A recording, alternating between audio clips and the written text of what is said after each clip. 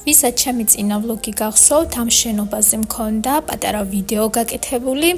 ეს შენობა, მეგობრებო, 1907 წელს აუშენებიათ, აი ზუსტად იმ წელს, როცა ილია ჭავჭავაძე წიწამურთან მოკლეს. წარმოიდგინეთ, რა ძველი შენობა არის, რა საოცარი წყობა აქვს და როგორ არის შემორჩენილი დღემდე.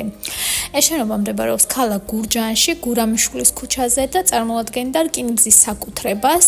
შენობის თავზე მოთავსებულ ავზებში, უდიდეს ავზებში იყო წყალი და ორთქმავლები მარაგდებოდა წყლით. ასევე, როგორც მითხრეს, პირველ სართულზე განთავსებული ყოფილა დეპოს თანამშრომლებისთვის აბანო. არ ვიცი ეს რამდენად მართალია, მაგრამ მე ასეთი ინფორმაცია მაქვს.